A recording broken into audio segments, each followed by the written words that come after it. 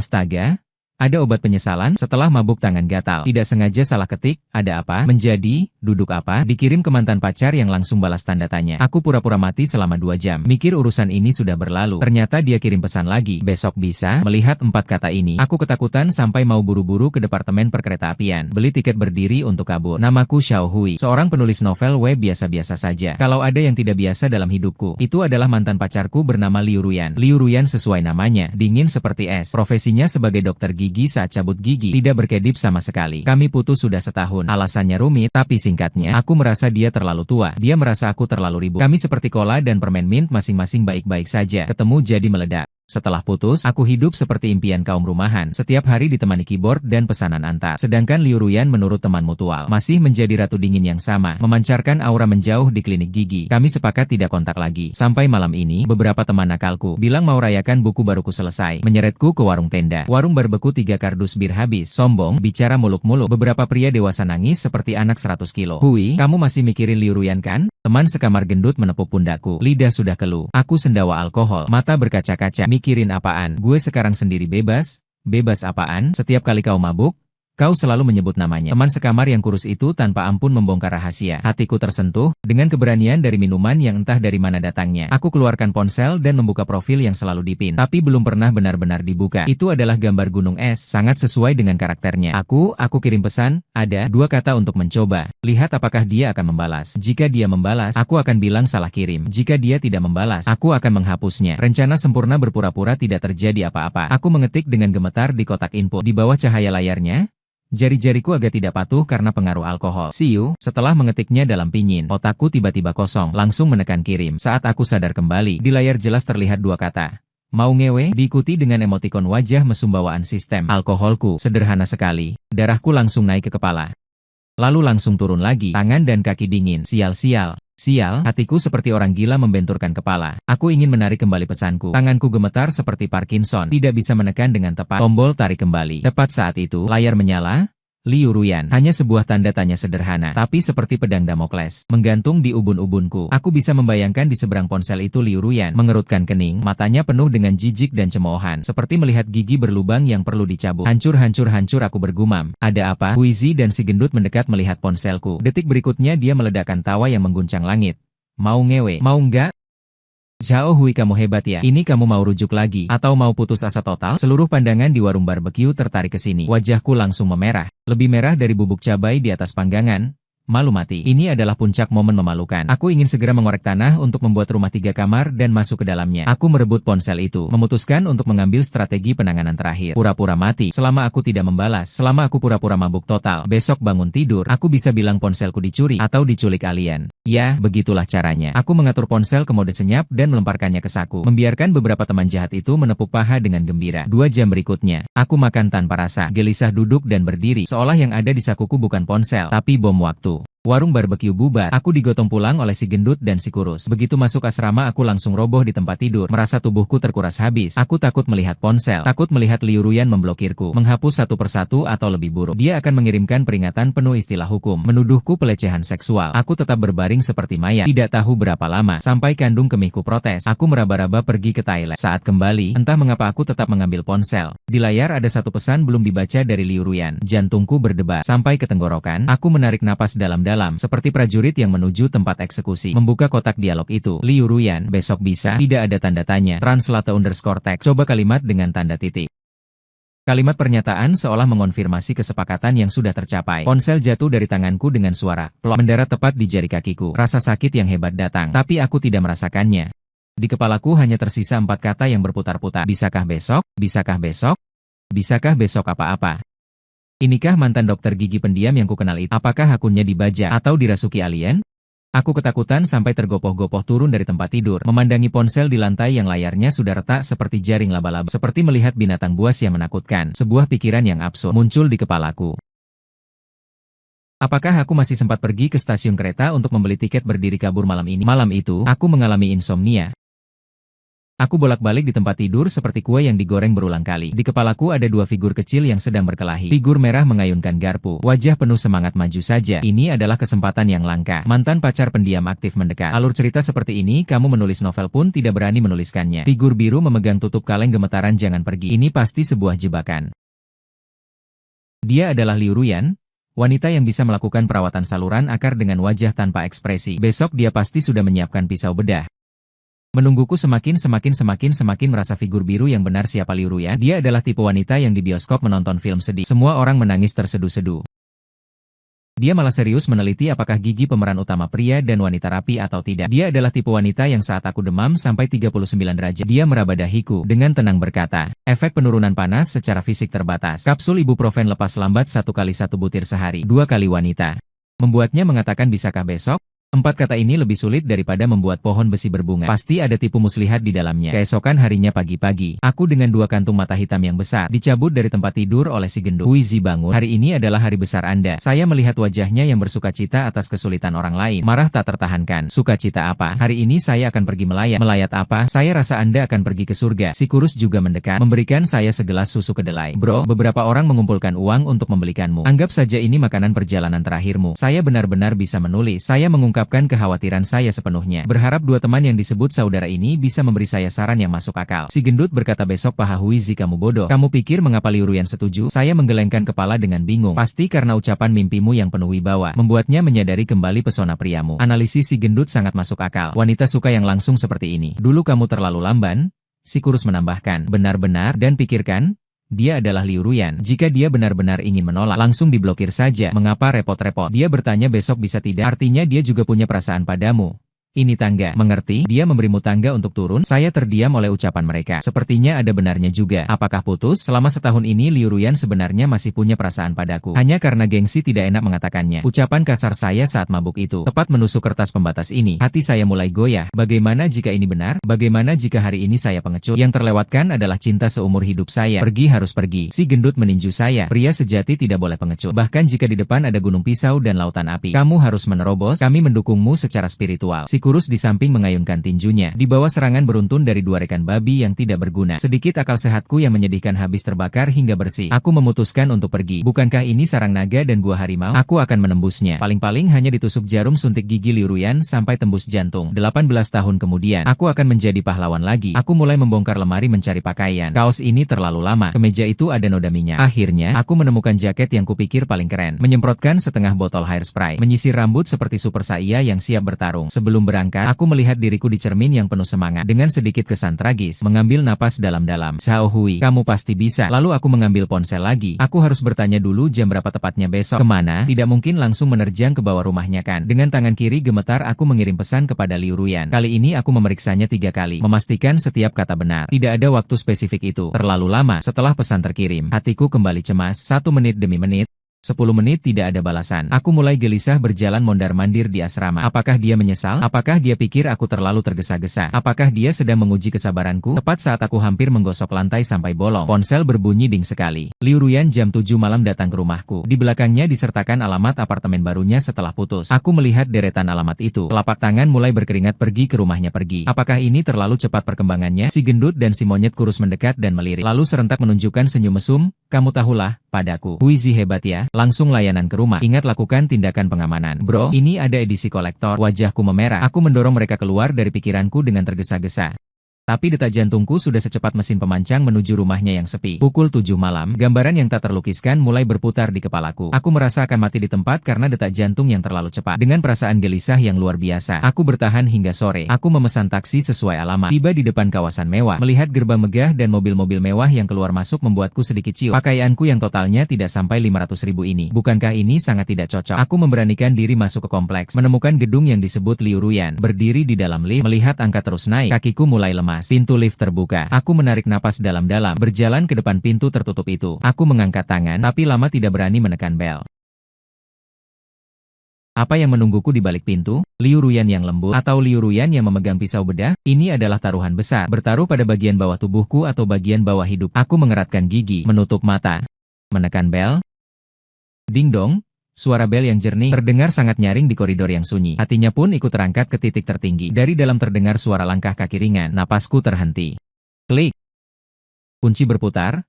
Pintu terbuka sedikit. Wajah Liu Ruyan muncul di balik pintu. Dia masih sama seperti dalam ingatanku. Wajah oval yang bersih. Kulit seputih porselen. Sorot mata dingin. Tanpa ekspresi berlebih. Dia mengenakan gaun panjang abu-abu santai di rumah. Rambut panjang terurai acak di bahu, lebih lembut dibanding saat di klinik dengan jas lab putihnya, tapi aura dinginnya sama sekali tidak berkurang. Aku bisa merasakan tatapannya yang sekilas menunjukkan ketidaksukaan yang sulit ditangkap. Karena setengah tubuhku yang dingin. Masuklah, katanya dengan datar, lalu berbalik dan berjalan ke dalam. Aku kaku menggeser langkah mengikutinya. Aroma disinfektan dan lemon yang samar menyergapku. Sangat khas Liu Ruyan. Apartemennya dan asrama berantakanku bagaikan dua dunia yang berbeda. Seluruh ruangan didominasi warna dingin hitam, putih, dan abu-abu bersih tak berdebu. Semua barang tertata rapi secara obsesif. Melihatnya saja terasa sangat nyaman. Aku canggung berdiri di pintu masuk. Tangan tak tahu harus diletakkan di mana untuk berganti darah. Liu Ruyan menunjuk ke rak sepatu. Aku menunduk melihat. Di rak sepatu tertata rapi beberapa pasang sepatu wanita. Di sampingnya tergeletak sepi sepasang sandal pria baru yang disiapkan untukku. Hatiku tiba-tiba merasa senang. Apakah dia benar-benar aku mengenakan sandal itu? Merasakan ukuran sandal yang pas, tidak terlalu besar atau kecil. Kesenangan ini bertambah lagi. Minum apa? Liu Ruyan berjalan ke bar dapur terbuka. Membelakangiku bertanya, air saja. Aku gugup sampai sedikit gagap. Dia mengeluarkan sebotol air mineral Evian dari kulkas, meletakkannya di meja kopi di depanku. Lalu dia duduk di sofa di hadapanku. Ruang tamu tenggelam dalam keheningan yang mematikan. Hanya suara jam dinding yang berdetak. Aku memeluk botol air mineral dingin itu, merasa seperti murid SD yang dipanggil ke ruang guru. Suasana terlalu canggung. Aku harus mengatakan sesuatu untuk memecahkan keheningan sialan ini. Rumahmu bagus? Setelah lama berpikir, akhirnya keluar kalimat tak berguna ini. Dia mengeluarkan suara pendek dari hidung. Kakain hari ini mati lagi. Aku merasa dahiku berkeringat. Bagaimana? Bagaimana? Langsung saja tanyakan maksud kalimat. Besok boleh. Semalam, apa artinya sebenarnya? Tidak bisa, terlalu langsung. Bagaimana jika aku salah paham? Bukankah akan mati malu dua kali di sini? Lebih baik mulai dari pesan semalam. Aku membersihkan tenggorokan dengan berani membuka mulut dan berkata, Liu Ruyan, tentang pesan tadi malam itu. Dia mengangkat pandangan menatapku, matanya tenang tanpa gelombang. Sebenarnya aku ingin bilang aku sudah memutar otak mencari alasan. Aku ingin bertanya apakah kamu masak? Ya masak. Baru-baru ini belajar masakan baru. Ingin tanya apakah kamu tertarik mencoba. Tapi ketikannya terlalu cepat sampai salah. Setelah selesai bicara, aku gugup menatapnya, berharap dia bisa menerima penjelasan yang kikuk ini. Liu Ruyan diam-diam memperhatikan. Dia menatapku selama 10 detik penuh. 10 detik itu terasa seperti 1 abad bagiku. Sorot matanya terlalu menembus. Aku merasa semua pikiran kecilku tak tersembunyi di hadapannya. Tepat saat aku hampir tak tahan, akhirnya dia berbicara. Dia bilang, Zhao Hui, kamu tidak perlu menjelaskan lagi. Hatiku langsung deg-degan. Selesai sudah dia tidak percaya. Dia pasti menganggapku munafik. Jahat?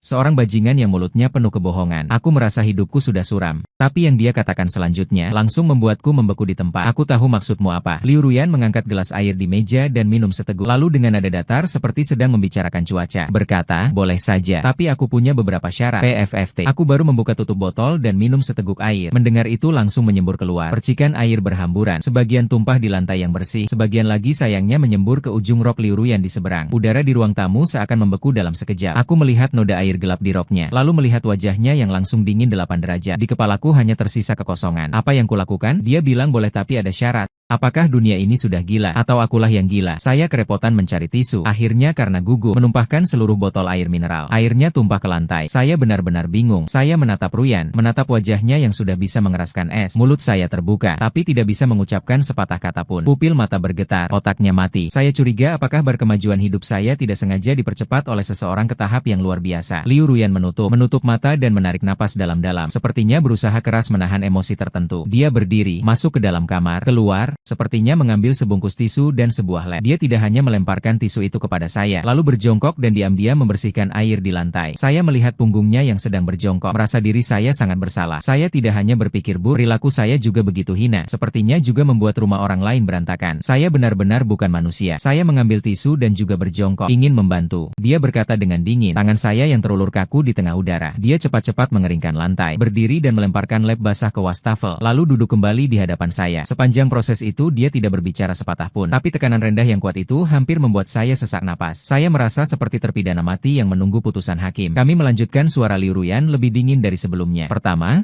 hal ini hanya kita berdua yang tahu. Tidak boleh diberitahu siapapun, terutama teman-temanmu. Saya mengangguk dengan patuh. Kedua, Ini hanya sementara. Setelah semuanya selesai, kita akan kembali seperti semula. Kita akan mengangguk. Ketiga, juga yang paling penting, dia menatap saya, berkata dengan perlahan, besok kamu harus memainkan peranmu dengan baik. Jangan sampai ada kesalahan sedikit pun. Memainkan peran. Tanda tanya di kepalaku sudah cukup banyak untuk membentuk sebuah tesis 100.000 kata. Peran apa? Sekarang ini kita mau main apa? Dokter pasien atau aku tidak berani memikirkan lagi tentang Liu Ruyan itu. Aku sulit untuk berbicara. Bolehkah aku bertanya? Sebenarnya kita mau melakukan apa? Aku rasa aku harus memahami situasinya. Kalau tidak, aku takut malam ini otakku akan meledak karena informasi berlebihan Liu Ruyan. Sepertinya aku sekarang belum memahami situasinya. Merasa sangat tidak tahu harus berkata apa. Dia memandangku dengan tatapan yang seolah berkata, apakah kamu bodoh? Lalu mengambil sebuah bingkai foto dari samping dan memberikannya padaku. Aku menerimanya dan melihat. Bingkai foto itu adalah foto keluarga, Liu Ruyan dan orang tuanya serta seorang kakek tua yang tidak aku kenal. Besok wajahmu yang penuh perasaan tapi itu adalah kakekku. Liu Ruyan menunjuk si kakek tua dan berkata, kakek terlihat sangat bersemangat. Aku menyetujuinya. Besok adalah ulang tahun ke-70 kakekku. Harus dirayakan dengan baik. Di pesta ulang tahun, orang tuaku mengatur kencan buta untukku. Dengan seseorang yang sangat tidak aku sukai. Alis Liu Ruyan akhirnya berkerut. Mereka memaksaku untuk membawanya bersama. Aku sepertinya mulai mengerti. Jadi aku melihat dan bertanya. Liu Ruyan memandangku akhirnya membuka teka-tekinya. Dia berkata, jadi aku membutuhkanmu besok untuk menjadi pacarku dan menghadiri pesta ulang tahun kakekku. Otakku benar-benar berhenti bekerja pada saat ini. Menjadi pacarnya untuk menghadiri pesta ulang tahun. Jadi kalimatku, mau lakukan? Dia mengartikannya sebagai apakah aku mau menjadi pacarmu? Jadi balasannya, besok boleh, adalah menanyakan apakah aku punya waktu besok untuk memerankan pacarnya. Kesalahan informasi yang besar, seperti angin topan yang menyapu aku ke langit ketujuh, lalu melemparku keras ke tanah. Aku memandang wajah serius Liu Ruyan itu, lalu mengingat kembali lamunanku sepanjang hari dan malam ini. Drama dalam hati dan momen memalukan di depan umum. Aku sialan, aku benar-benar ingin menampar diriku sendiri sekali tidak dua kali. Ternyata dari awal sampai akhir hanya aku sendiri yang berimajinasi berlebihan. Dia jelas-jelas sedang melakukan hal yang serius. Saya justru merasa malu yang sangat memalukan. Sangat memalukan sampai jari-jari kakiku sudah menggenggam istana Disney di dalam sandal. Aku sangat berharap waktu bisa kembali ke tadi malam untuk mencekik diriku yang salah ketik. Jadi apa kamu setuju? Liu Ruyan melihatku lama tidak bereaksi. Bertanya sekali lagi, bisakah aku tidak setuju? Aku sudah menyemprotkan air ke sekujur tubuhnya dan membuat lantainya basah. Kalau sekarang aku bilang maaf, aku salah, yang kumaksudkan adalah melakukan, bukan itu maksudnya. Kurasa aku tidak akan bisa keluar dari pintu ini. Aku melihat tatapannya yang dingin dengan susah payah. Mengangguk pelan, setuju?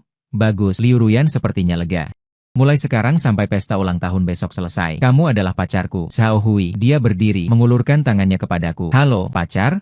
Mohon bimbingannya. Aku melihat tangannya yang terulur, lalu melihat wajahnya yang tanpa senyuman. Merasa seperti baru menandatangani kontrak jual tubuh. Aku secara mekanis mengulurkan tangan dan menjabat tangannya sangat dingin seperti ekspresinya. Halo, pacar. Setelah mengucapkan 3 kata ini, aku merasa integritasku hancur berantakan. Ini adalah data Wang Hao. Kamu harus menghafalnya malam ini. Liu Ruyan memberikanku sebuah tablet. Di atasnya ada PPT yang dibuat dengan sangat baik. Pria di foto itu berminyak dan bermakeup tebal, mengenakan setelan jas merah muda yang mencolok, tersenyum dengan wajah. Saya adalah orang sukses nama Wang Hao, umur 30, profesi wakil direktur perusahaan terbuka. Ayahnya adalah ketua dewan, hobi golf anggur merah pamer.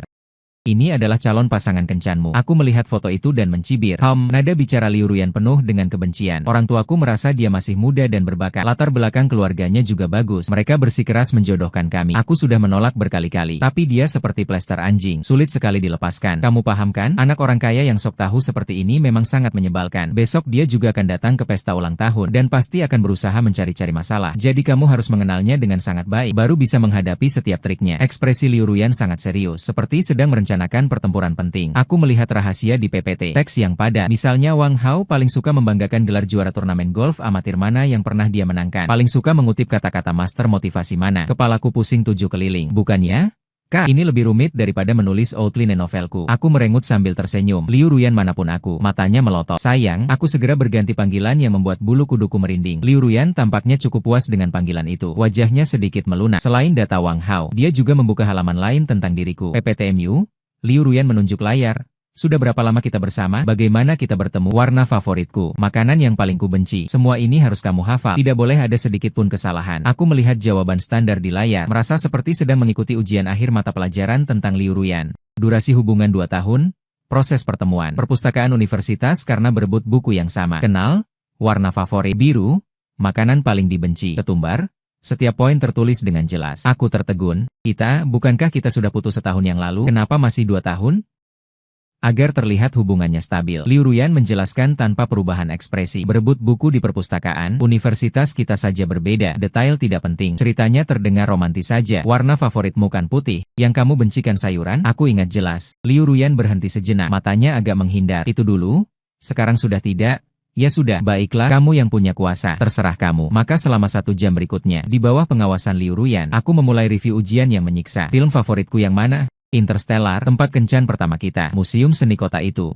Salah. Restoran bar, halaman ketiga di PPT. Poin kedua, apa kamu benar-benar memperhatikan Liu Ruyan? Dia mengetuk meja dengan pulpen, seperti kepala sekolah yang ketat. Aku hampir menangis. Ini lebih sulit daripada ujian nasional. Otakku sudah terasa seperti bubur. Tepat saat aku hampir kolaps, ponsel Liu Ruyan berdering. Dia melihat nama pemanggil. Alutnya berkerut, itu ibuku? Dia memberiku isyarat untuk diam, lalu mengangkat telepon. Halo, ibu. Suara di seberang telepon keras. Meski aku agak jauh, tetap bisa mendengar samar. Ruyan, besok kamu harus bawa Wang Hao. Ibu Wang dan aku sudah janji. Wang Hao sengaja menyiapkan kejutan. Kamu jangan lagi bertingkah. Bu, aku punya pacar. Nada Liu Ruyan tenang. Apa? Suara di seberang telepon meninggi. Kamu punya pacar? Kenapa aku tidak tahu? Siapa? Kerja apa? Dari mana? Apakah kamu punya mobil dan rumah? Pengejaran yang ketat dan keras membuatmu mendengarnya sampai bulu kuduk merinding. Dia adalah Zhao Hui, seorang penulis. Besok aku akan membawanya bersama ke Liu Ruyan. Sambil berkata, sambil melirikku sejenak. Pada saat itu, tiba-tiba aku merasakan ilusi pengumuman air mata. Penulis macam apa yang bisa dijadikan makan? Aku ada urusan dulu.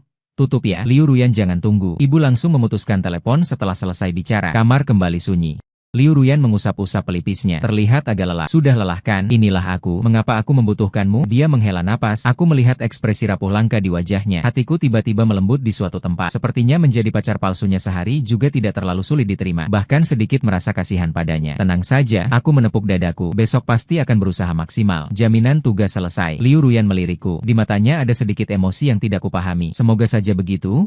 Percakapan masih berlanjut, tapi suasana lebih cair dari tadi. Agar aku bisa lebih masuk ke peran, Liu Ruyan bahkan mengeluarkan sebuah album foto. Ini foto kami dulu. Kamu lihat juga, agar besok tidak ketahuan. Aku menerima album foto, membuka halaman pertama. Di foto itu kami di masa kuliah. Waktu itu aku masih sangat polos, memakai kemeja kotak-kotak, tersenyum seperti orang bodoh. Dan Liu Ruyan di sampingku. Meski ekspresinya tetap datar, tapi sudut bibirnya sedikit terangkat. Sorot mata tersembunyi yang penuh senyuman. Itu adalah Liu Ruyan yang belum pernah kulihat sejak putus. Liu Ruyan yang lembut. Saya tersenyum satu persatu foto. Kami berada di tepi pantai. Aku menggendongnya di pundak. Kami sedang bermain di taman hiburan. Dia dipaksa memakai telinga tikus Mickey. Wajahnya tidak rela. Kami di warung pinggir jalan di kampus. Aku menyuapkan sepotong sate terakhir ke mulutnya. Kami diserbu seperti gelombang pasang. Saat itu aku benar-benar bahagia. Aku terlihat agak melamun, bahkan tidak tahu kapan Liu Ruyan mendekatiku. Sedang memikirkan apa, suaranya terdengar di telinga. Aku tersadar dan menyadari jarak kami sangat dekat. Aku bahkan bisa mencium sampo di rambutnya. Aroma wangi. Detak jantungku berhenti sebentar. Tidak apa-apa. Aku buru-buru menutup album foto. Sesudah ingat semuanya, Liu Ruyan tidak berkata apa-apa. Hanya memandangku dengan tenang. Sorot matanya tidak sedingin sebelumnya. Bahkan mengandung sedikit kerinduan. Suasana tiba-tiba menjadi agak mesra. Wajahku mulai memanas. Apakah dia juga teringat masa lalu? Haruskah aku mengatakan sesuatu? Misalnya?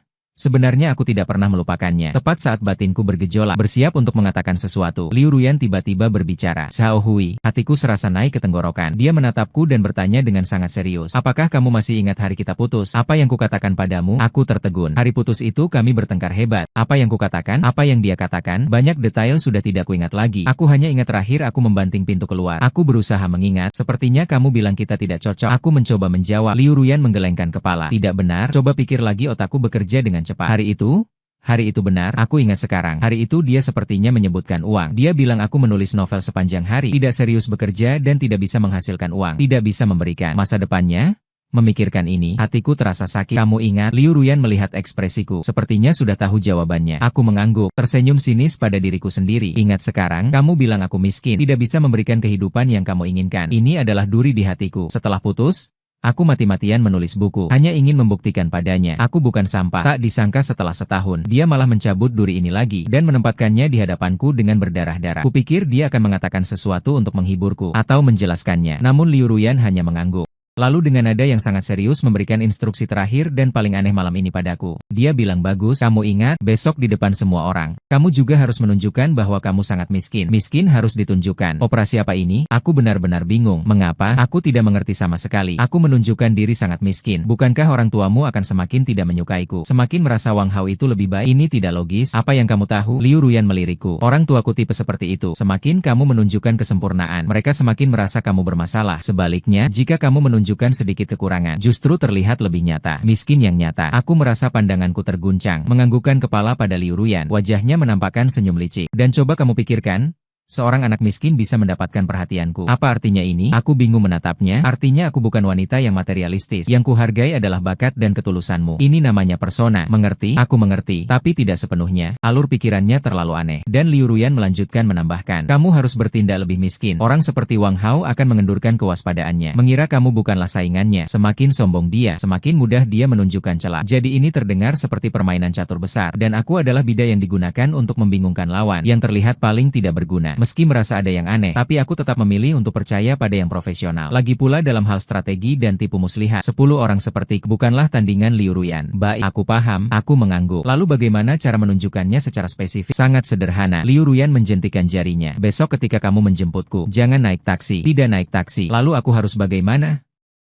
Naik bus? Baik. Saat makan di hotel nanti, jangan sungkan. Anggap saja seperti prasmanan di bawah apartemenmu. Mau makan apa saja makanlah, terutama yang mahal-mahal. Ini kurang baik. Apa salahnya? Kamu harus memerankan orang yang belum pernah melihat dunia, seperti orang yang jarang makan enak. Aku merasa harga diriku sedang digosok berulang kali. Dan kalau mereka bertanya berapa penghasilanmu dari naskah, katakan saja 3.000 sebulan. Buku terakhirku saja penghasilannya sudah 6 digit. Aku tidak tahan memprotes. Lalu apa? Citramu sekarang adalah penulis miskin bergaji 3.000 sebulan. Liu Ruyan menegaskan. Ingat tugas intimu besok adalah pura-pura miskin. Aku bahkan akan miskin dengan bangga. Miskin dengan jujur dan terbuka. Aku benar-benar kehabisan akal. Baiklah, pura-pura miskin ya pura-pura miskin. Lagi pula aku juga berasal dari masa sulit, jadi ini akting natural. Cocok sekali. Keluar dari rumah Liu Ruyan sudah larut malam. Aku menyimpan tablet berisi poin-poin penting ujian. Berjalan di jalan menuju asrama. Merasa seperti menerima misi rahasia tingkat S. Kembali ke asrama. Si gendut dan si monyet kurus belum tidur. Sedang bermain game bersama. Melihatku kembali. Keduanya langsung melepaskan mouse. Mengerumuniku. Gimana? Huizi berhasil? Bagaimana situasi pertempuran? Apakah berhasil menggaet? Aku melihat wajah serakah mereka. Teringat syarat pertama Liu Ruyan. Tidak boleh memberitahu siapapun. Aku membersihkan tenggorokan. Membuat ekspresi misterius. Rahasia langit tidak boleh dibocorkan.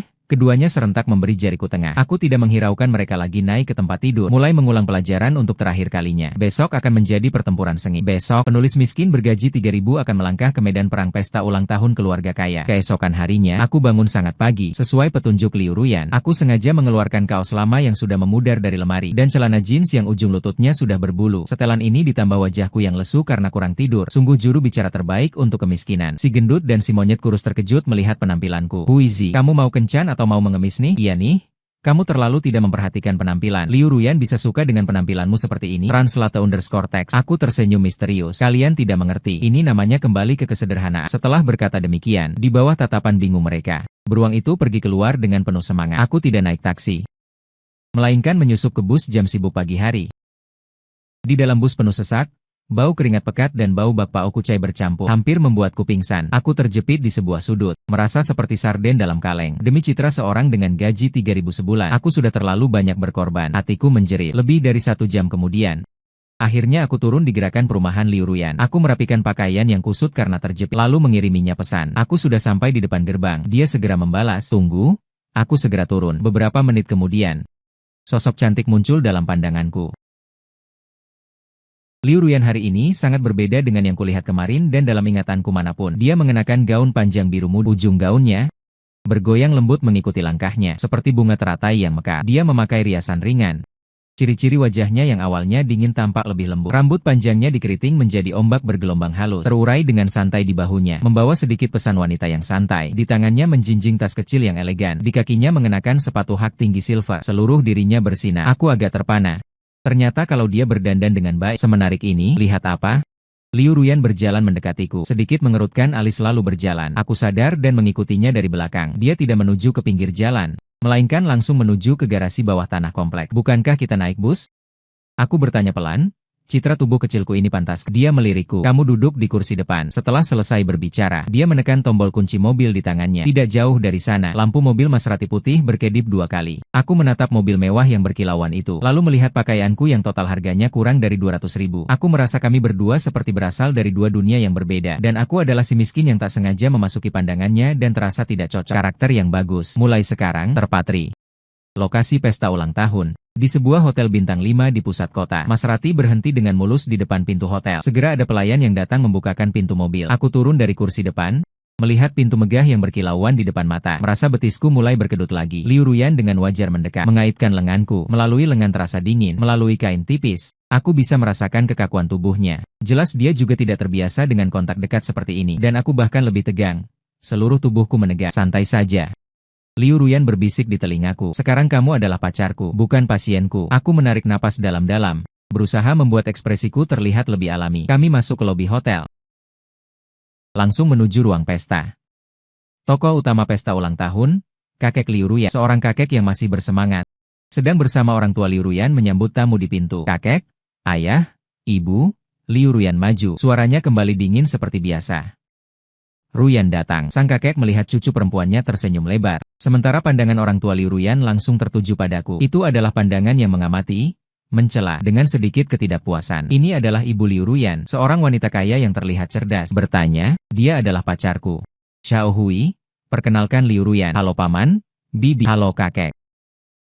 Aku segera menyunggingkan senyum yang kupikir paling ramah. Seorang pria parubaya berkacamata emas yang terlihat sopan mendorong kacamatanya. Memandangi aku, Zhao Hui. Hui yang mana? Hui yang gemilang? Katanya penulis. Ya, nada bicara ibu Liu Ruyan mengandung sedikit celaan. Sekarang menulis bisa dapat uang? Datanglah pertanyaan klasik. Aku segera masuk ke dalam peran. Agak malu-malu menggaruk-garuk kepala. Lumayanlah. Cukup untuk menghidupi. Penghasilan sebulan berapa besar? Dia mengejar bertanya. Aku melirik Liu Ruyan. Dia memberiku kode dengan matanya. Aku mengeratkan gigi dan menyebut angka yang membuat harga diriku hancur itu. Kira-kira 3.000 saja. 3.000. Volume suara ibu Liu Ruyan langsung meninggi. Wajahnya dipenuhi ekspresi. Apa kamu bercanda? Liu Ruyan. Alis ayahnya juga mengerut lebih kencang. Bahkan tatapan kakek di samping menjadi agak aneh melihatku. Aku merasa seperti monyet di kebun binatang. Dia mati? Dinilai. Tepat saat suasana mulai memanas dan canggung, sebuah suara yang geni terdengar. Paman, tante, kakek Liu. Aku datang terlambat. Aku menoleh melihat seorang pria berkacamata biru terang. Rambutnya disisir licin mengilap. Sedang membawa kotak hadiah besar. Dengan wajah berseri-seri berjalan mendekat. Itu Wang Hao sendiri. Lebih berminyak daripada di foto. Aduh. Wang Hao datang. Cepat masuk. Cepat masuk. Liu Ruyan, ibunya melihatnya langsung berganti dengan senyum penuh antusiasme. Kecepatan ganti wajahnya bisa disamakan dengan operasi cuan. Kakek Liu, semoga Anda diberkati Laut Timur dan umur panjang Gunung Selatan. Ini anggur Lafite tahun 82 yang khusus kubawa dari Prancis untuk Anda, hanya sebagai tanda hormat. Wang Hao menyerahkan kotak hadiah kepada sang kakek. Sikapnya sangat dibuat-buat, lalu pandangannya jatuh pada lengan Liu Ruyan yang kuat. Wajahnya sedikit berubah. Ruyan, ini pacarku? Zhao Hui. Nada bicara Liu Ruyan lebih dingin daripada tadi pada orang tuaku. Pandangan Wang Hao menyapuku dari ujung ke ujung, dari kaosku yang memudar hingga celana jeansku yang sudah aus. Terakhir berhenti di kakiku. Sepasang sepatu kanvas 100 yuan dengan pengiriman gratis itu. Matanya dipenuhi dengan sikap merendahkan dan penghinaan yang tak tersembunyi. Sang penulis dia tertawa kecil, senang bertemu Anda. Tidak tahu di majalah mana Tuan Zhao mempublikasikan karya besarnya. Katakanlah, biarkan kami juga belajar. Ini adalah provokasi yang terang-terangan. Aku sedang bersiap untuk membalas sesuai dengan prinsip orang miskin tapi punya harga diri. Mengatakan beberapa kata padanya. Tapi Liu Ruyan lebih dulu berbicara. Dia menulis novel web. Novel web. Wang Hao tertawa lebih lebar. Yang seperti CEO galak jatuh cinta padaku atau underdog yang bangkit dan sebagainya. Hahaha. Apakah hal semacam itu bisa disebut sastra? Tawaannya menarik perhatian beberapa tamu di sekitar. Aku bisa merasakan lengan Liu Ruyan yang menggandengku. Mengencang. Dia sedang marah. Api tanpa nama di hatiku langsung berkobar. Meremehkanku boleh, tapi meremehkan profesiku tidak boleh. Aku menarik napas dalam-dalam, tapi wajahku menunjukkan senyum yang polos. Yang Tuan Wang katakan benar, tulisanku memang tidak pantas ditampilkan. Hanya untuk hiburan saja, mencari nafkah. Aku menempatkan diriku pada posisi terendah. Wang Hao jelas menyukai hal ini. Wajahnya semakin menunjukkan ekspresi sombong. Tahu diri saja, dia menepuk pundakku. Dengan sikap seorang senior yang membimbingmu. Anak muda harus tetap membumi. Mencari pekerjaan yang benar. Menulis novel hal seperti ini jadikan saja hobi. Kalau dijadikan nafkah bisa mati kelaparan. Setelah berkata demikian, dia dengan sombong masuk ke ballroom. Orang tua Liu Ruyan juga ikut masuk untuk menyambut tamu. Sebelum pergi tidak lupa dengan pandangan. Lihatlah dia, lalu lihat dirimu, melirikku sekilas. Di pintu hanya tersisa kami bertiga. Sang tua menatapku. Matanya penuh dengan rasa ingin tahu. Anak muda? Jangan dipikirkan. Tiba-tiba dia berbicara. Dia langsung menggelengkan kepala. Tidak apa-apa.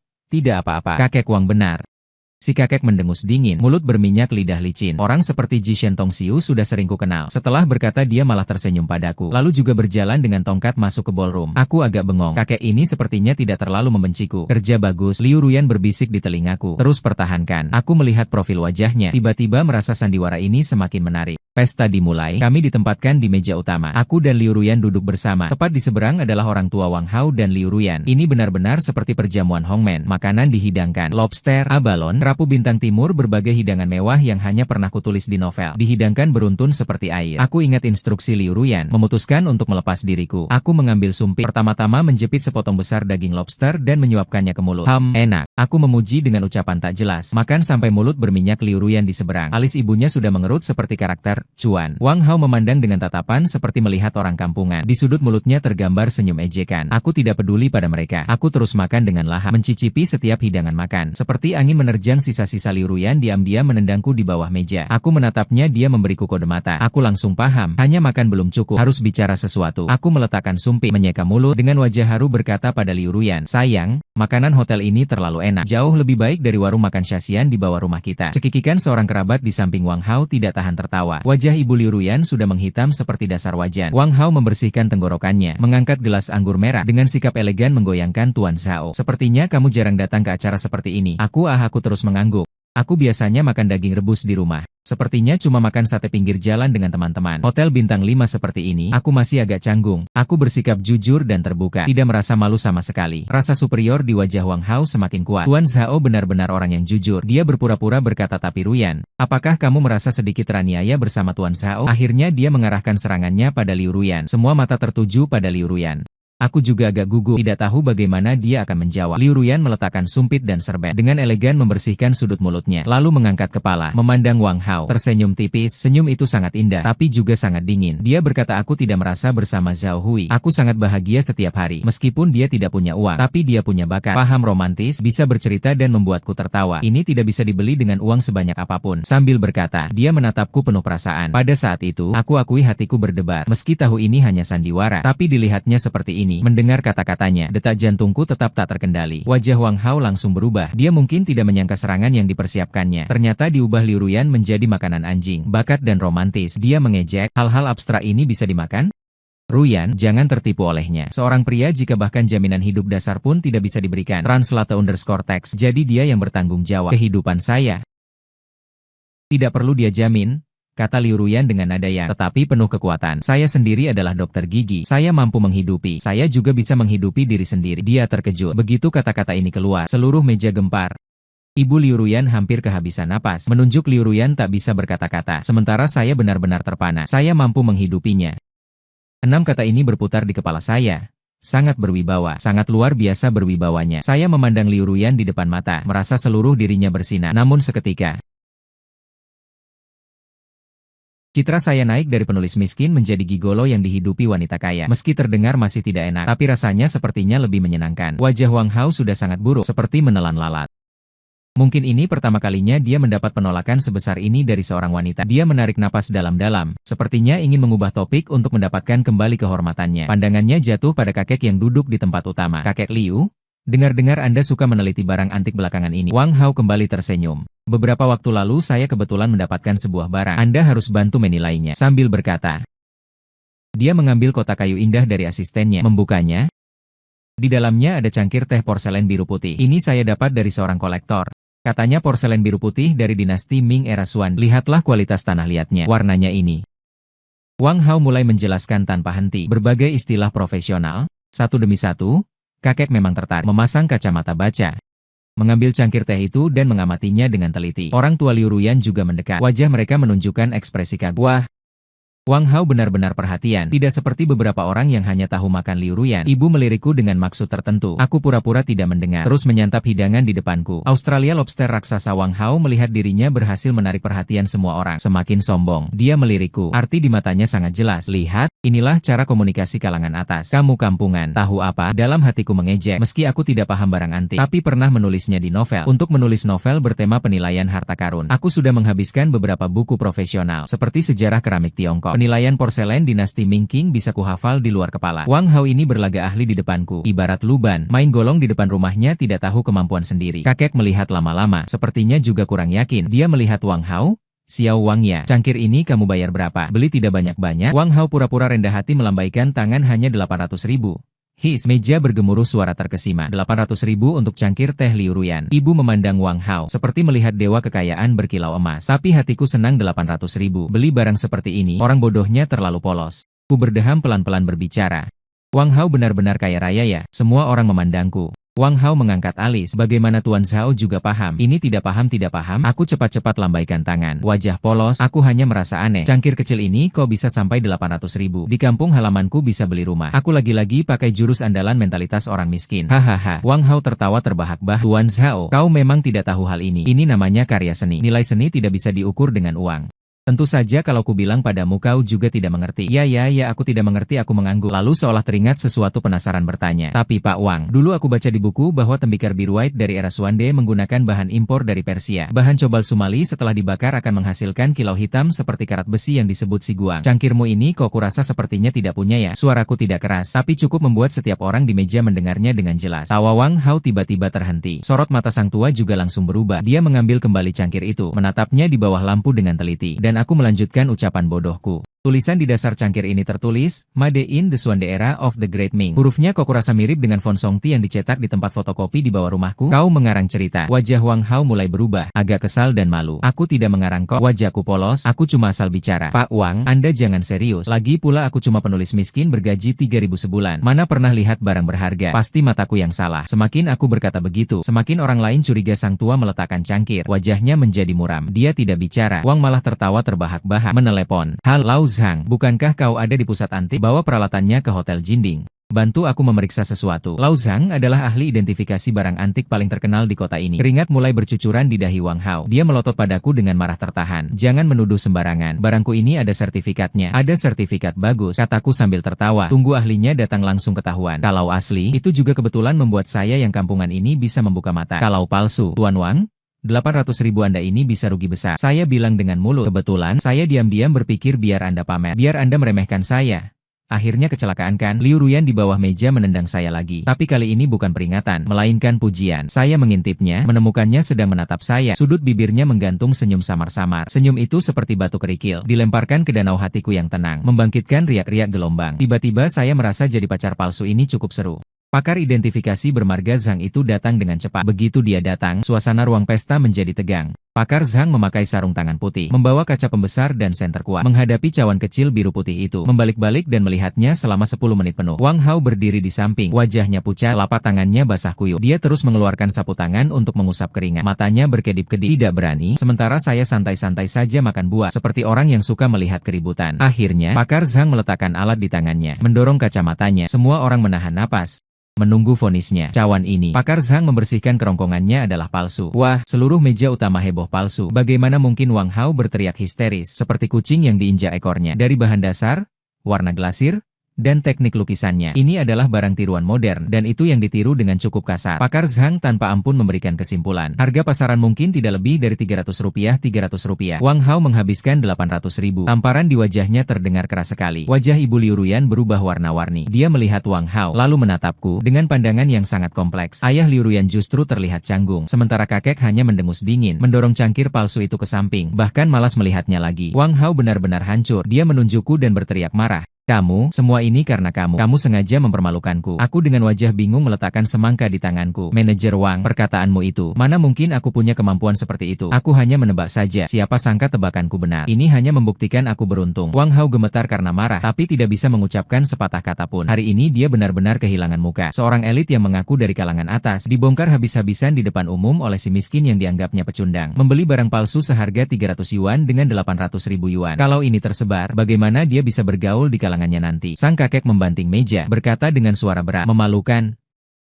Keluar dari sini, tidak tahu dia sedang memarahi Wang Hao atau cangkir palsu itu. Wajah Wang Hao memerah dan pucat bergantian. Akhirnya dia melotot padaku dengan marah, dan kabur dengan asistennya seperti badut. Kekacauan ini pun berakhir. Setelah Wang Hao pergi, suasana di meja menjadi agak. Orang tua Liu Ruyan tidak lagi menatapku dengan pandangan mencela. Sebaliknya ada sedikit rasa hormat dan penasaran. Xiao Zhao, apa kamu benar-benar hanya menebak? Ibu Liu Ruyan mencoba bertanya. Aku melanjutkan citra polosku. Aku biasanya suka membaca pengetahuan umum. Kebetulan pernah melihat informasi terkait, jadi hanya mengatakannya begitu saja. Anak ini memang beruntung. Ayah Liu Ruyan berkomentar. Hanya sang kakek yang menatapku dengan pandangan penuh makna. Mengangkat gelas anggur, menghadapku dari jauh. Begitu Xiao Zhao masuk, mari kita berdua minum satu gelas. Aku merasa tersanjung, langsung mengangkat jus di depanku. Kakek, aku tidak bisa minum alkohol. Aku mewakili anggur dengan jus, bersulang satu gelas untukmu. Sang kakek menghabiskannya sekali tegur. Terlihat sangat senang. Waktu selanjutnya, suasana pesta menjadi sangat harmonis. Orang tua Liu Ruyan bahkan mulai aktif menambahkan lauk untukku. Bertanya apakah menulis novel melelahkan. Ada yang perlu dibantu. Perubahan yang cepat membuatku agak tidak nyaman. Aku merasa seperti sedang naik roller coaster. Dari dasar lembah tiba-tiba melesat ke awan. Tapi semuanya berasal dariku. Operasi terbalik itu. Aku tidak seperti Wang Hao yang pamer dan sombong. Justru menggunakan ketidaktahuan dan kemiskinan di posisi rendah sebagai senjata. Tapi justru secara tak terduga meraih kemenangan. Pesta ulang tahun berakhir. Tamu-tamu berangsur pergi. Kami menemani sang kakek mengantarnya kembali ke kamar. Sebelum pergi, sang kakek memegang tanganku. Menyodorkan sebuah amplop merah tebal ke tanganku. Xiao Zhao, hari ini terima kasih. Ini hadiah perkenalan dari kakek untukmu. Aku segera menolak. Kakek, ini tidak boleh. Sang kakek membelalakan mata. Kalau tidak mengambil, berarti memandang rendah aku orang tua ini. Aku tidak punya cara, hanya bisa memandang Liu Ruyan minta tolong. Liu Ruyan mengangguk padaku. Aku terpaksa menerima amplop merah itu. Terasa berat, tidak tahu berapa isinya. Kalau ada waktu sering-sering bawa Ruyan kembali menengokku. Sang kakek menepuk tanganku, berkata sambil tertawa. Pasti.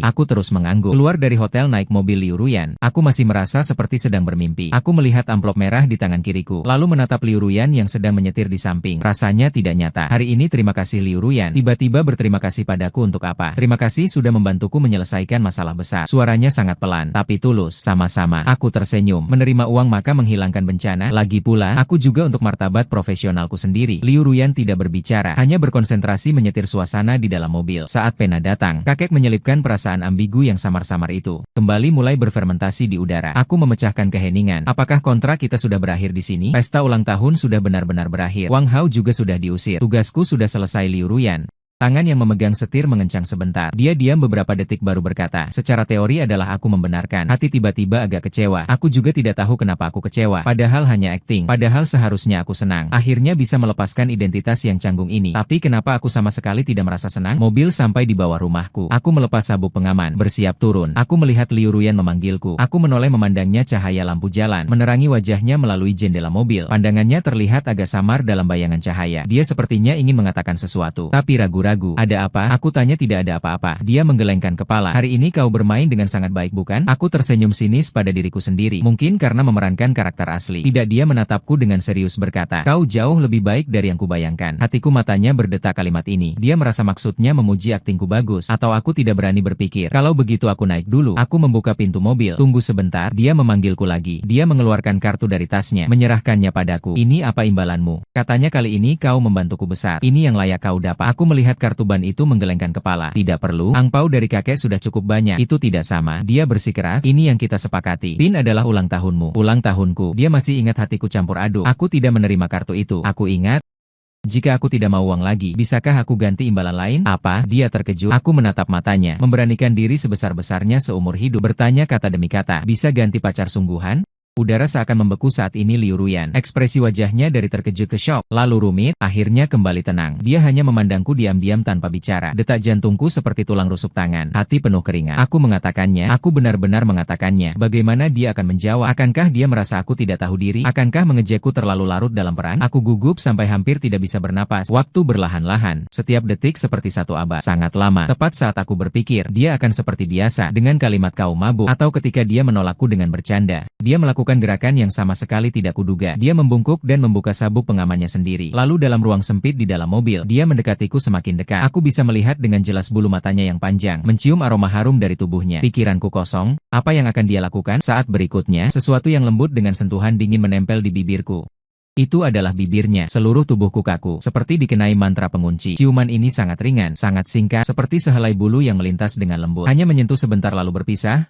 Liu Ruyan kembali ke posisi semula, mengencangkan kembali sabuk pengamannya. Wajahnya memerah sedikit yang sulit terlihat. Dia tidak menatapku, hanya melihat ke depan dengan suara yang tenang, tapi sangat jelas. Apakah kamu puas dengan imbalan ini? Aku benar-benar bingung. Apa ini? Setuju? Atau aku merasa CPU-ku sudah terbakar? Aku membuka mulut, tapi suaraku terdengar sangat serak. Ayo naik ke atas. Dia memotongku. Sudah larut malam. Nada bicaranya kembali ke suara dingin itu. Seperti orang yang baru saja aktif mencium, bukan dirinya sama sekali. Aku dengan bingung mendorong pintu mobil, turun dari mobil, sampai lampu belakang Maserati menghilang dalam kegelapan malam. Aku masih berdiri di tempat, seperti orang bodoh, meraba bibirku seolah masih ada sisa suhu dan aromanya. Hari ini aku dicium oleh Liu Ruyan. Kembali ke asrama, si gendut dan si monyet sedang bermain game online. Pertempuran sengit. Nice. 2 push mid. Hati-hati ultinya belum flash. Muncul. Si gendut dan si monyet langsung meluncur. Aku kembali. 2 kill juga kembali. Hari ini aku bertemu keluarganya. Kakeknya memberiku amplop merah besar. Dia bahkan menciumku. Waduh, apa? Si gendut dan si kurus melepas headphone secara bersamaan. Tiba-tiba menolehkan kepala. 2 pasang mata membelalak seperti lonceng tembaga menatapku tajam. Kamu ulangi lagi. Siapa yang menciummu? Liu Ruyan. Jawabku tiba-tiba. Cium? Di mana? Mulut. Asrama terbenam dalam keheningan bagai kematian. Beberapa detik kemudian meledak 2 teriakan yang menggemparkan. Wah, Huizi, kamu hebat ya. Perkembangannya secepat ini. Langsung semua ranjau meledak. Aku pusing dibuatnya. Menyaring bagian berpura-pura jadi pacar dari kejadian hari ini. Menceritakannya secara sederhana kepada mereka. Tentu termasuk cerita si sialan Wang Hao. Keduanya mendengar dengan terpana. Akhirnya Kiki berkomentar.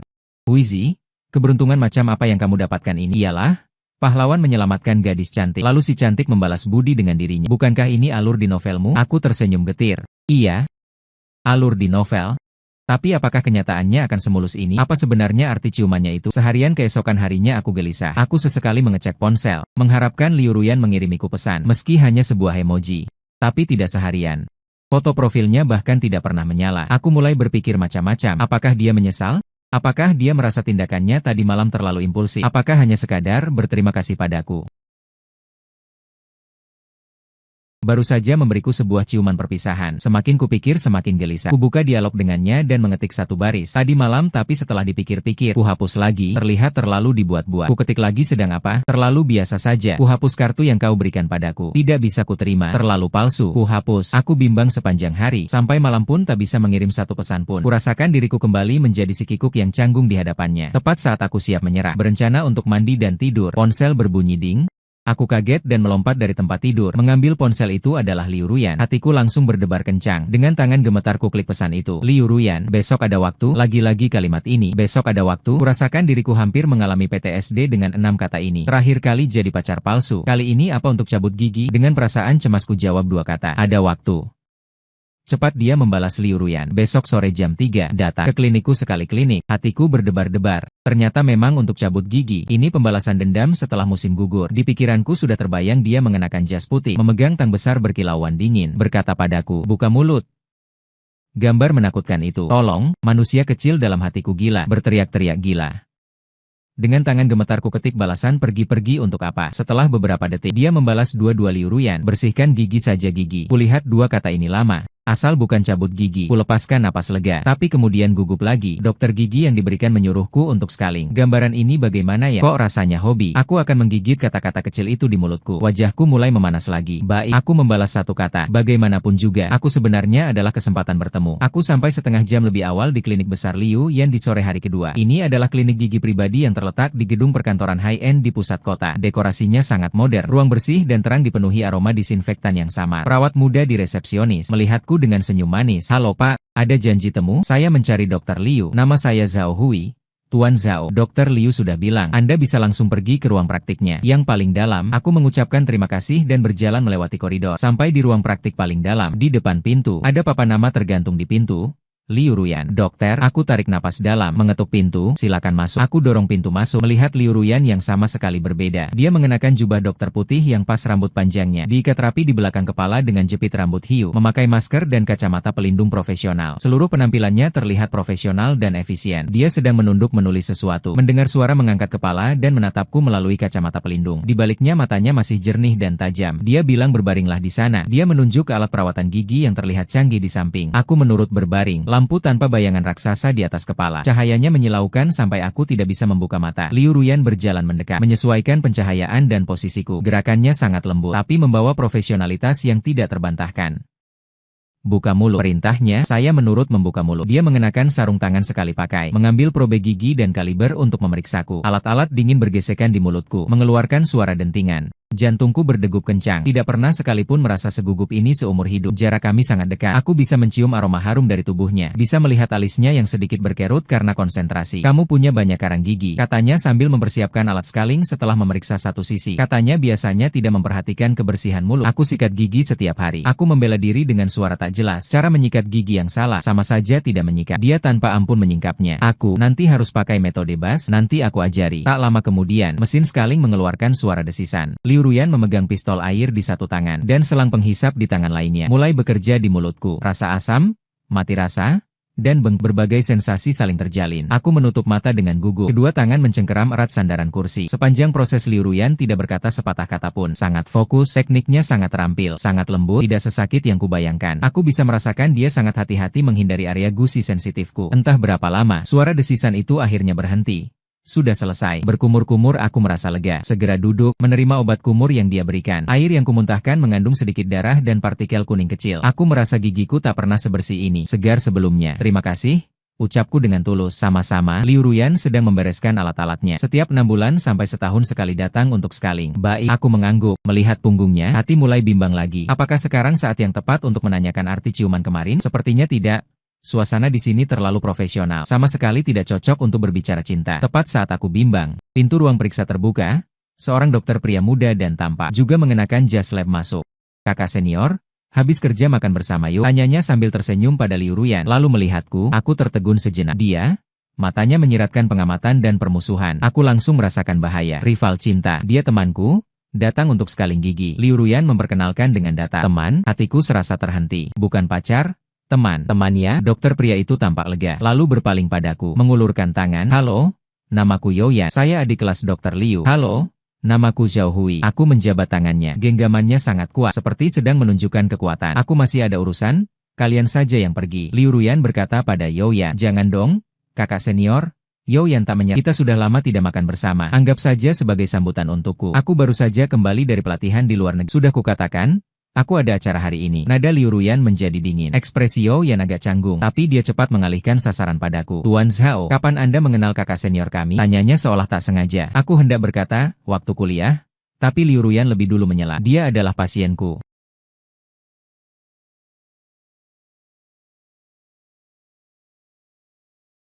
Pasien? Aku benar-benar bingung, dari pacar palsu menjadi teman. Sekarang langsung diturunkan jadi pasien. Hubungan ini mundurnya terlalu cepat. Youyan mendengar jawaban ini, senyum di wajahnya semakin cerah. Dia menatapku dengan sikap seorang pemenang. Makna di matanya sangat jelas. Dengar?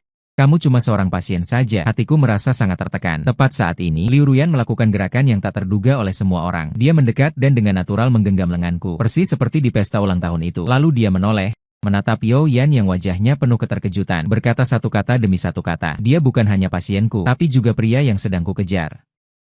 Otakku, untuk kedua kalinya, karena ucapannya rahang Youyan hampir copot. Shiji, kamu bercanda? Tanyanya, gagap-gagap bertanya padaku. Tidak pernah bercanda. Liu Ruyan menatapku, di matanya berkilau sesuatu yang aku belum pernah melihat sebelumnya. Cahaya tekad yang pasti. Zhao Hui, ucapanku semalam masih berlaku. Aku menatapnya dengan bodoh. Refleks bertanya, yang mana? Tiba-tiba dia tertawa. Itu pertama kalinya aku melihatnya tertawa begitu cerah, seperti gunung es mencair. Musim semi tiba. Dia berkata, bisakah aku mengganti dengan pacar sungguhan? Kalimat ini, sekarang gantian kutanya padamu Zhao Hui. Apakah kamu mau menjadikanku sebagai pacarmu? Aku tidak tahu bagaimana aku keluar dari klinik itu. Yang kuingat hanyalah wajah Youyan yang terdistorsi oleh campuran perasaan terkejut, cemburu, dan tidak rela. Aku juga ingat sorot bintang di mata Liu Ruyan dan senyum di ujung bibirnya saat mengucapkan kalimat itu. Di kepalaku terus bergema ucapannya. Apakah kamu mau menjadikanku sebagai pacarmu? Bagaimana jawabanku saat itu? Sepertinya aku mengangguk dengan bodoh. Lalu aku digandeng tangannya dan keluar dari klinik di bawah tataran Youyan yang bisa membunuh. Sampai kami duduk di Maserati miliknya. Aku masih terkejut. Apa yang kamu katakan tadi benar? Aku bertanya dengan gagap, bagaimana menurutmu? Liu Ruyan menyalakan mobil. Tidak melihat aku tidak tahu. Aku merasa IQ-ku sudah turun ke angka negatif. Semua ini terlalu tidak nyata. Seperti novel roman kelas 3 yang kutulis. Youyan itu adalah anak teman ibuku. Sejak kecil suka mengikutiku. Saat aku kembali ke negara ini, dia mulai merengek-rengek lagi. Liu Ruyan menjelaskan sambil menyetir. Aku butuh alasan untuk membuatnya putus asa sama sekali. Hatiku berdebar-debar. Jadi sekali lagi jadi tameng. Harapanku yang baru muncul langsung disiram air dingin. Jadi yang kamu katakan tadi mengejar aku juga akting. Suaraku Mataku agak kering, setengah-setengah. Apa maksudnya setengah-setengah? Liu Ruyan tiba-tiba menghentikan mobil di pinggir jalan, menoleh dan menatapku serius. Berakting untuk Yaoyan. Itu benar? Dia bilang ingin mengejarmu juga benar. Hatiku sekali lagi naik roller coaster karena ucapannya. Mengapa? Aku mengajukan pertanyaan yang selalu ingin kutanyakan. Kita sudah putus setahun yang lalu, dan waktu itu kamu yang mengajukan putus. Menyebut ini? Matanya menjadi redup. Ya? Waktu itu aku yang mengajukan. Dia berkata pelan, karena saat itu aku merasa kita tidak melihat masa depan. Karena aku miskin, tidak sepenuhnya. Dia menggelengkan kepala, karena aku merasa di sampingmu. Aku menjadi tidak seperti diriku sendiri. Aku akan marah karena kamu berbicara dengan perempuan lain. Karena kamu begadang menulis naskah tidak membalas pesanku. Menjadi perhitungan, cemas dan ragu. Itu bukan penampilan yang kusukai. Aku tertegun. Saya tidak pernah tahu ternyata dia punya pemikiran seperti itu. Jadi kamu memilih untuk putus, kembali ke duniamu yang tenang dan rasional. Tidak terpengaruh emosi?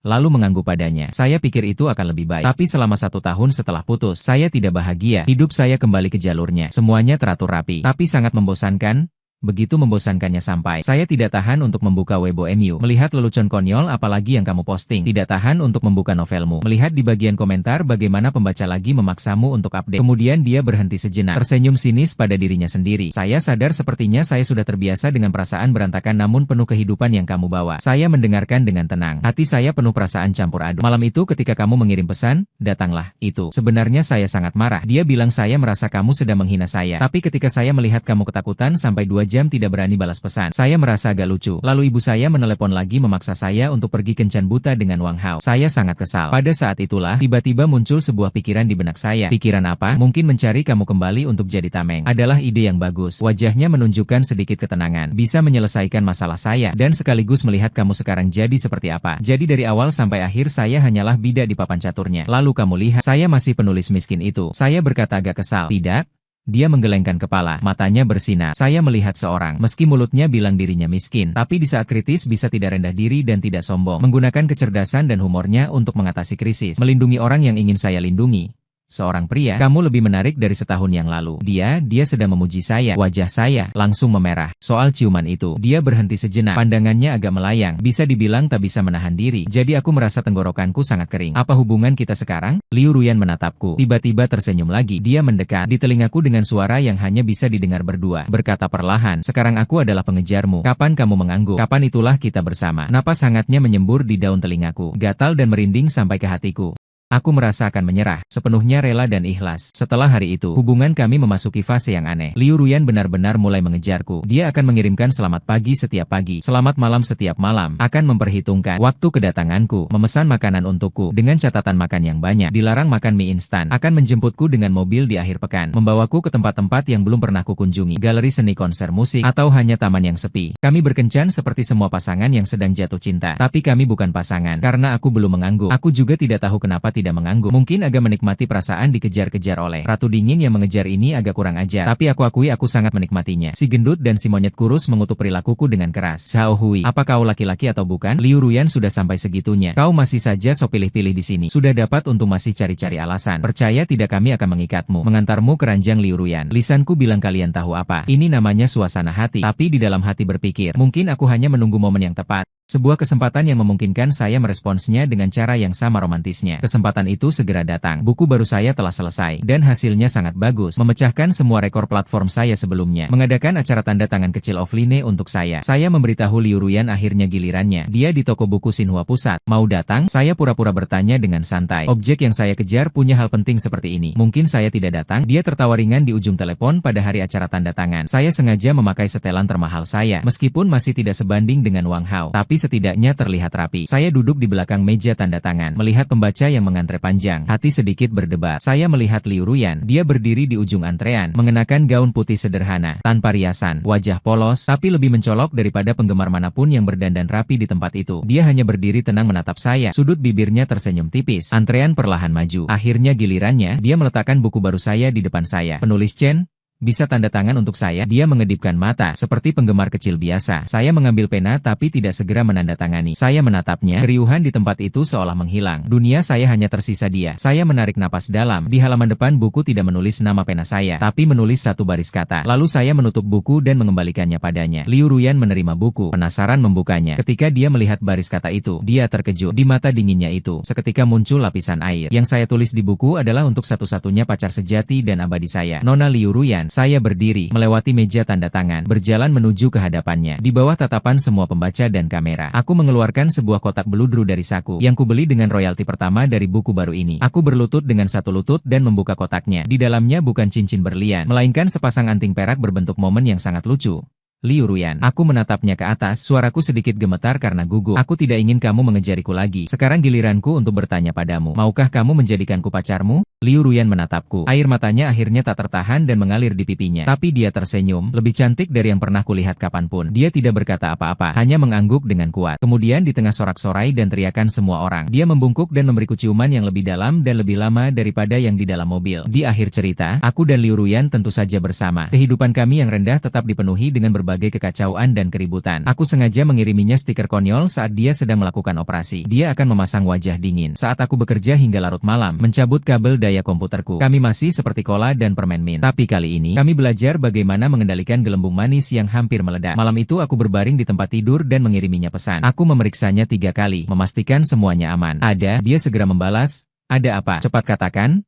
Ada angin. Cepat keluarkan diikuti dengan emoji ciuman. Aku tersenyum, mengetik balasan.